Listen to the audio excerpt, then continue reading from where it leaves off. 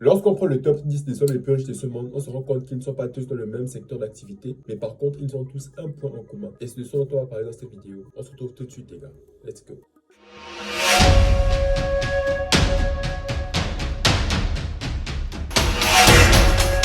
Bonjour à tous, j'espère que vous allez bien. Je me prénomme Ali, je suis le fondateur de Crypto Afrique Future, une entreprise spécialisée dans la formation blockchain.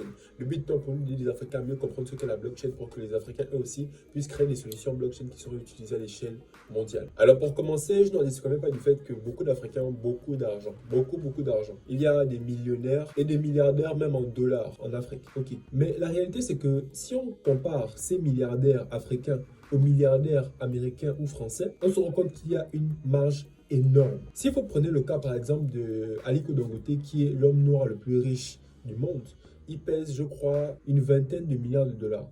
Par contre, si on prend le plus riche, par exemple, du monde, il est à plus de 200 milliards de dollars. Alors, qu'est-ce qui explique le fait que les milliardaires et ceux qui ont de l'argent en Afrique soient immensément moins riches que les milliardaires dans d'autres continents? Qu'est-ce qui fait que malgré les opportunités qu'il y a en Afrique, malgré le fait qu'il y ait beaucoup de gens riches en Afrique, il n'y ait pas de milliardaires africains justement capables de compétir avec les milliardaires internationaux? Qu'est-ce qui fait ce fait? Et je précise bien que là, on parle de milliards de dollars. On ne parle pas de milliards de francs CFA, on parle de milliards de dollars, même pas de millions d'euros, mais de milliards de dollars. C'est-à-dire que si vous essayez de convertir 1 milliard de dollars en francs CFA, vous aurez les mots des têtes. Donc, mieux vous rester à 1 milliard. Alors, avant de dire le point commun qu'il y a, je vais commencer par citer certaines entreprises hyper riches et qui sont utilisés par la plupart d'entre vous. Apple, Google, Amazon, Meta. Et même si vous n'avez pas encore les moyens de vous en acheter une, Tesla. C'est juste 5 entreprises. 5 entreprises qui sont dans le quotidien de milliards de personnes à travers le monde. Ce n'est pas une liste exhaustive, mais ces 5 cas-là sont tous dans la tech.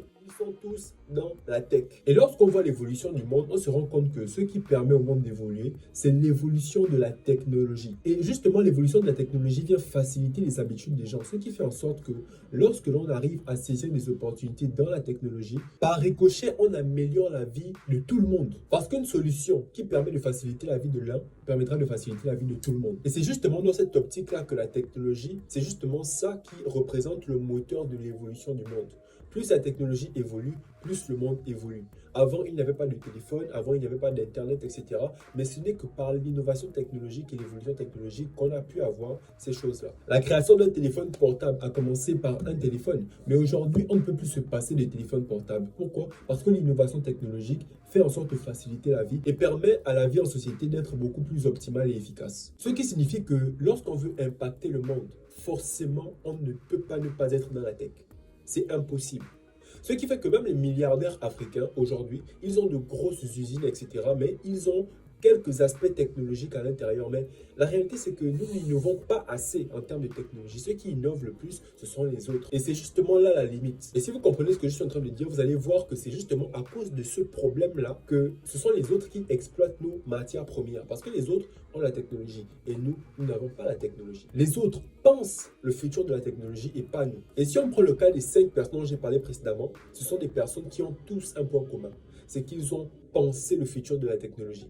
Si on prend le cas d'Elon Musk, sans parler de SpaceX, on prend juste le cas de Tesla. Il s'est rendu compte que les voitures qui utilisaient le carburant polluaient. Lui, il a été visionnaire. Ça n'existait pas encore, mais il s'est dit, si le pétrole pollue, ça veut dire qu'à un moment, on voudra protéger l'environnement et donc les gens vont se retirer de ce type de véhicule-là et donc il faudrait qu'il y ait une alternative. Et c'est là qu'il crée des voitures électriques. Mais au départ, croyez-moi, tout le monde se foutait de lui. Personne ne prenait au sérieux ce genre de projet. Mais aujourd'hui, il fait partie des hommes les plus riches du monde. Je crois qu'il est le deuxième homme le plus riche du monde ou premier. Je prends le cas de Mark Zuckerberg, de Jeff Bezos, etc.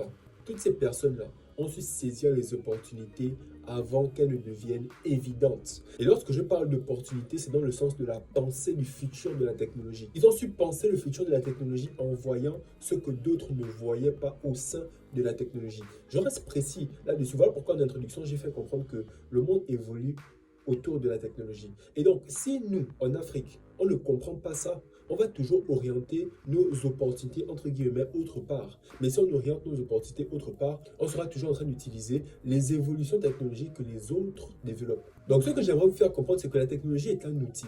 Ça veut dire que si vous avez une opportunité dans le domaine du bois, dans le domaine de l'agriculture, etc., l'outil qui va vous permettre d'aller plus vite, c'est la technologie. Au départ, dans les champs de blé, on enlevait le blé à la main. Mais aujourd'hui, la technologie a permis à ce qu'on puisse aller plus loin en ayant des machines. Et croyez-moi, celui qui a conçu des machines qui permettent de facilement labourer les champs, etc., il est milliardaire, forcément. Vu que cette machine est utilisée par des milliers de personnes, parce que c'est un outil qui permet d'accélérer les opportunités sur lesquelles nous, les Africains, se focus. Les Africains se focus sur les opportunités marchandes. Et pour mener à bien ces opportunités-là, ils sont obligés d'utiliser la technologie d'autres personnes. Voilà pourquoi les autres s'enrichissent plus. Parce que justement, dans la ruée vers l'or, ceux qui gagnent le plus d'argent, c'est ceux qui vendent des pelles. Et on nous vend les outils qui nous permettent d'aller plus vite dans les opportunités que nous, on est conditionnés à voir. Donc, la technologie, c'est réellement l'opportunité que nous devons regarder. C'est là où nous devons mettre notre focus. C'est là où nous devons investir massivement. Parce que si on n'investit pas dans la technologie, on va toujours utiliser les outils des autres. Et ce n'est que lorsque la technologie en Afrique sera assez développée pour que nous-mêmes, on puisse créer nos outils, que là, on pourra se focus sur les autres opportunités dans l'agriculture, dans l'élevage, dans ceci, dans cela, avec nos propres outils et on aura beaucoup plus d'efficacité. Et justement, ce n'est qu'à ce moment-là que l'Afrique va pouvoir créer des milliardaires qui vont concurrencer les autres. Parce que là, les outils que nous allons utiliser vont permettre de faire entrer plus d'argent chez nous. Parce que là, on achète les outils des autres, on dépense de l'argent et c'est eux qui gagnent. Mais si on crée nos propres outils, ça veut dire qu'ils perdent déjà une part de marché dans un premier temps. Dans un second temps, si on crée des outils assez performants, ces outils-là pourront être utilisés par les autres. Et c'est là qu'on crée des milliardaires. Et c'est là qu'on crée des solutions innovantes qui vont révolutionner le monde. Pourquoi est-ce que les révolutions ne viennent jamais de l'Afrique? C'est parce que nous ne sommes pas assez focus sur ce point-là, la technologie. Cheikh Anta Diop disait que les Africains doivent s'armer de science jusqu'aux dents. Il le disait et il savait de quoi il parlait. Il avait la vision et il comprenait justement que c'est la science qui était le moteur de l'évolution du monde. Et il faut que les Africains le comprennent. On doit investir dans la technologie pour que les Africains puissent créer des innovations qui vont être exploitées, qui vont être utilisées par les autres et par nous. Nous ne devons plus être des consommateurs des outils des autres. Parce que oui, la technologie, c'est un outil qui nous permet de saisir les opportunités. Donc, tant qu'on n'a pas créé nos propres outils, on ne pourra jamais créer des milliardaires. Oui, il y a des milliardaires, mais pas des milliardaires à la hauteur des autres. Et c'est justement dans le cadre de la technologie que ces gars ont su voir ce qui n'était pas encore évident. Et moi, aujourd'hui, sur cette chaîne YouTube, je vous parle de la blockchain, une opportunité qui n'est pas encore évidente. Tout le monde comprend en tant que blockchain, en tant que crypto-monnaie, etc. Mais les gens n'ont pas encore ce désir-là d'aller vers la compréhension fondamentale des choses. L'Afrique, lorsque tu dis technologie, les gens trouvent que c'est compliqué, les gens ne veulent pas savoir, les gens machin.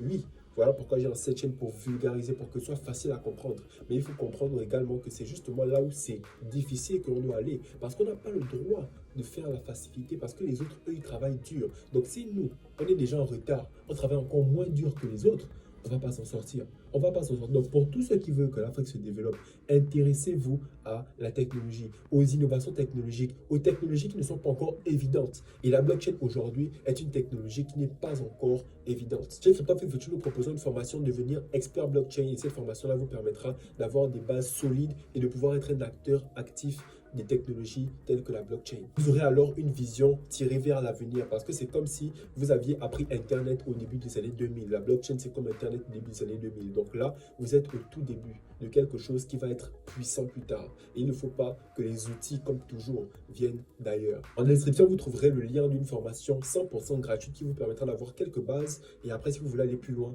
n'hésitez pas à nous contacter. Si tu as kiffé la vidéo, abonne-toi et n'hésite pas à nous soutenir parce qu'on participe à un concours, le génie africain organisé par l'investisseur africain, donc Jean-Yves Bravo. Voici la procédure d'inscription. Vous trouverez les liens, tout ça en description. On se retrouve dans les prochaines vidéos. C'était Harley, fondateur de Crypto Afrique Future.